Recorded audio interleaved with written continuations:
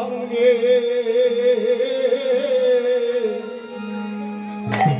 প্রেমের তরঙ্গে চলিলেন গৌর হরিরে চলিলেন গৌর হরি যত ভক্ত গণ সঙ্গে প্রেমের তরঙ্গে চলিলে নগর হরি রে চলিলে নগর হরি যত ভক্ত গণ সঙ্গে প্রেমের তরঙ্গে চলিলেন গৌর হরি চলিলেন গৌর হরি যত ভক্ত গণ সঙ্গে প্রেমের তরঙ্গে চলিলে নগর হরি রে চলিলে নগর হরি নাচিতে নাচিতে চলে যমুনাতে মুখে বলে হরি হরি রে মুখে বলে হরি হরি তারা নাচিতে নাচিতে মুখে বলে হরি হরি রে মুখে বলে হরি হরি নাচিতে নাচিতে চলে যমুনাতে মুখে বলে হরি হরি রে মুখে বলে হরি হরি তারা নাচিতে নাচিতে যমুনাতে মুখে বলে হরি হরি রে মুখে বলে হরি হরি গৌর সুন্দরাজ যত ভক্তগণকে সঙ্গে নিয়ে কোথায় চলেছেন গো না সেই যমুনাতে যমুনাতে গিয়ে উপস্থিত হয়ে এমন সময় গৌর সুন্দর আমার কাঁদছেন আর কেঁদে কেঁদে বলছেন আমার এত এত ভক্তের সমাগম এই এত এত ভক্তের মধ্যে তার পদধূলি আমি আমার সারা সর্বাঙ্গে মাখতে পারব সে ভক্তকে ঋক সাম যজু অথর্ব তোমরা বলো সে ভক্তকে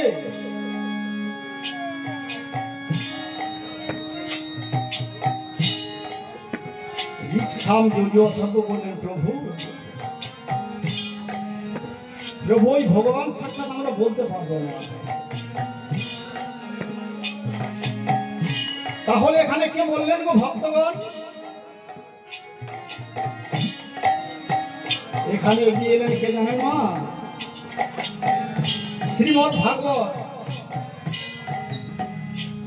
শ্রীমদ ভাগবত বললেন সেই ভক্তকে জানেন ভক্তগণ সেই ভক্ত হচ্ছে প্রেমময়ী রাধা রানী গোবিন্দ আমার প্রেমময়ী রাধা রানীর পদধূলি সারা সর্বাঙ্গে লাগবে তাই কলি আগত আর তারপর শেষ আর এই কলিযুগেই তো মহাপ্রভু কলিযুগের সহজ উপায় করে গেলেন মহামন্ত্র হরিনাম নাম ছাড়া এই কলিযুগের পারাপারের কোনো গতি নাই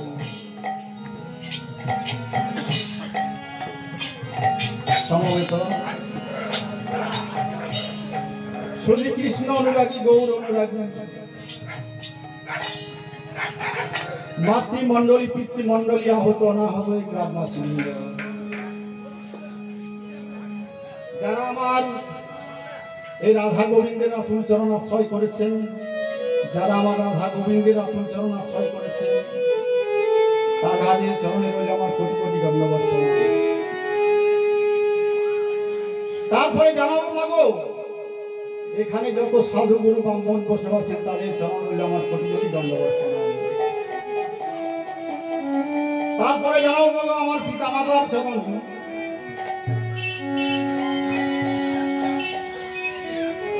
আমার শিক্ষাগুরু দীক্ষাগুরুর চরণে রইল অনন্ত কোটি প্রণাম।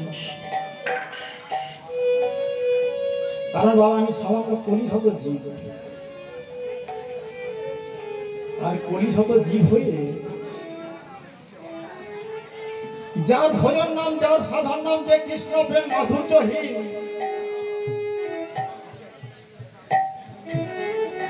সে আপনাদের মতন পিতা মাতার সম্মুখে দাঁড়িয়ে ভগবানের সেই অনন্ত কোটি হরিনাম,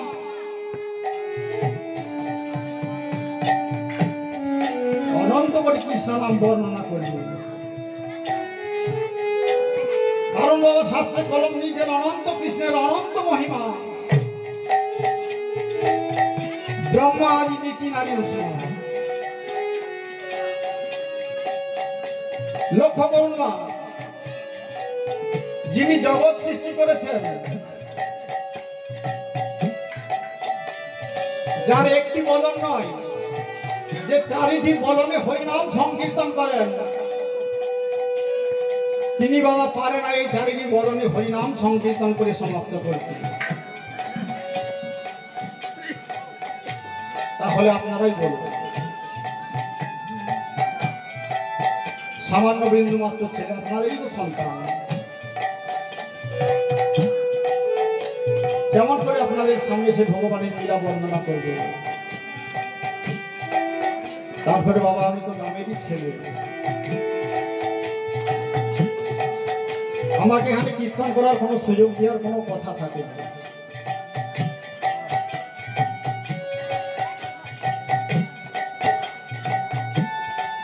বুঝে সুযোগ দিয়েছেন, এই একটু আগে স্কুল ঘরে বললেন আমার বাপি ভাই,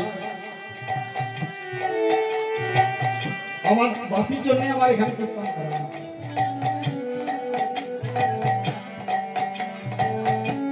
যাই হোক, সৃষ্টিকর্তা ব্রহ্মা চতুর্ভুবন ব্রহ্মা যে চারটি বদনে হরিনাম সংকীর্তন করেন তিনি পারে না। তো জগতে বাবা এত গ্রন্থ আছে, দেব উপন্যাসী মহাভারত ভাগবত গীতা, বলুন তো ভগবানের প্রিয় গ্রন্থ কোনটা? বলুন না বাবা, আপনারাই বলুন ভগবানের প্রিয় গ্রন্থ কোনটা?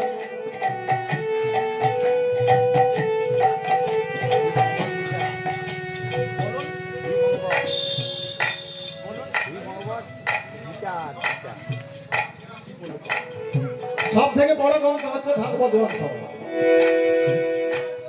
আর সেই ভাগবত গ্রন্থ রচনা করেছেন কে?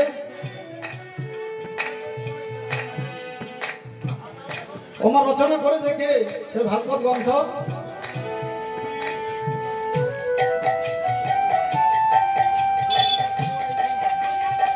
এই ভাগবত গ্রন্থ রচনা করেছেন কে জানেন? ব্যাসদেব। আর লিখেছেন কে?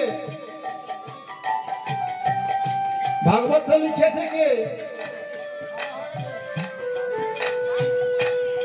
গৌরী পুত্র গণেশ, দুর্গার ছেলে। ওই ব্যাসদেবের মনে একদিন অহংকার জন্মেছিল। কি অহংকার জন্মেছিল?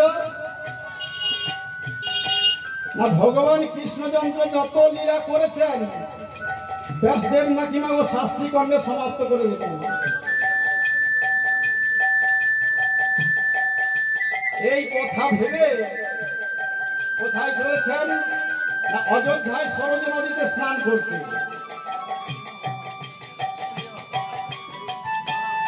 আর অযোধ্যা নদীর স্ত্রী একটা বটবৃক্ষ আছে। ব্যাসদেব মনে মনে ভাবছেন ওই বটবৃক্ষের তলে। আর এমন সময় একটি চড়ুই পাখি মাগো চড়ুই পাখি তো চিনেন, এখন আর দেখা যায় না, হয়তো আগে অনেক ছিল। ওই খড়ের চালে বসা করতো, আমরা গোদা বাংলা বলে থাকি চটি পাখি।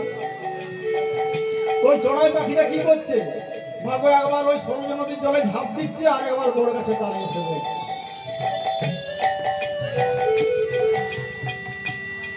ব্যাসদেব মনে মনে ভাবছেন, মনে হয় চড়ুই পাখিটার কোন একটা ব্যাধি যন্ত্রণা হয়েছে, আর যে ব্যাধি যন্ত্রণাটা সহ্য করতে না পেরে একবার করে জলে পড়ে আর একবার করে গাছে ওঠে।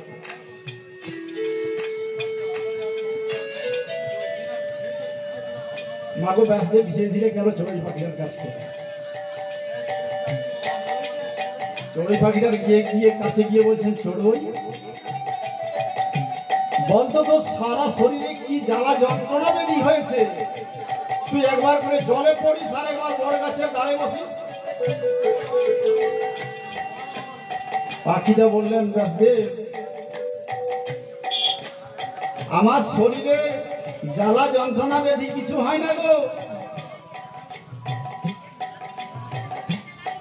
না আমি মনে মনে স্থির করেছি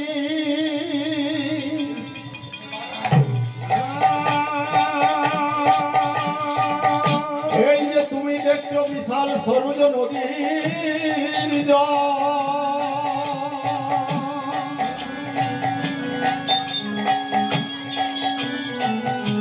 এই যে বিশাল সরোজ নদীর জল, এই সরোজ নদীর জলটাকে আমার চঞ্চুতে করে মাগো ঠোঁটে করে তুলে বড় গাছের পাতায় লিখে সরোজ নদীর জলটাকে শুকাইয়ে ফেলবো।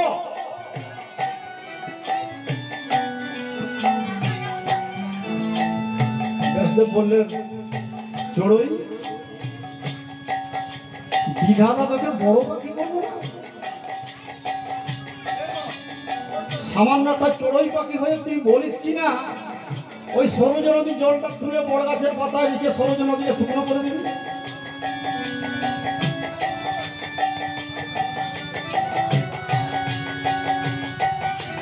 ব্যাসদেব তুমি সরোজ নদীর তীরে আসার একটু আগে মনে মনে ভেবে এলে ভগবান কৃষ্ণচন্দ্র যত লীলা করেছে তুমি নাকি শাস্ত্রীকণ্ডে সমাপ্ত করে দেবে। তাহলে তুমি মানুষ হয়ে যদি ভগবানের লীলা শাস্ত্রীকণ্ডে সমাপ্ত করতে পারো, তাহলে আমি চড়ুই পাখি হয়ে কেন ওই সরোজ নদীর জলটা তুলে শুকাতে পারবো না? শোনো ব্যাসদেব, পৃথিবীতে 3 ভাগ জল আর 1 ভাগ স্থল। তুমি যদি ওই 3 ভাগ জলকে কালি করো আর 1 ভাগ স্থলকে যদি কাগজ তৈরি করো, তথাপি আমার গোবিন্দের লীলা বর্ণনা করে সমাপ্ত করা যাবে না। জয় গৌর হরি হরি বল।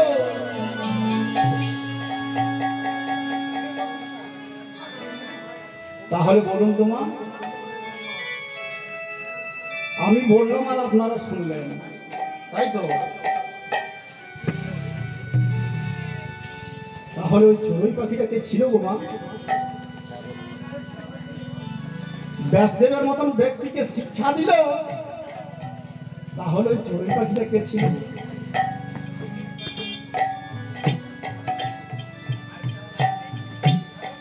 ওই চড়ুই পাখিটা কে ছিলেন জানেন না?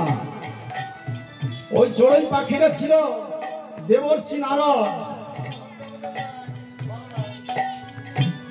আর নারদ হচ্ছে, নারদের শিষ্য ছিল ব্যাসদেব।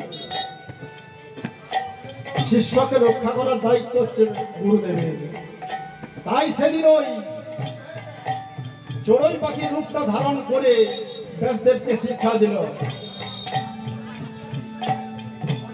যে পৃথিবীতে জল স্থল যত থাক যাই থাক,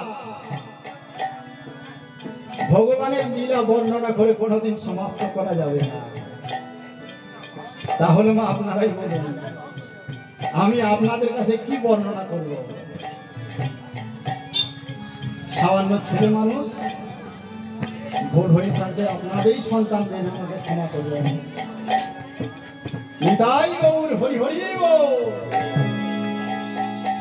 তাই বলি আগত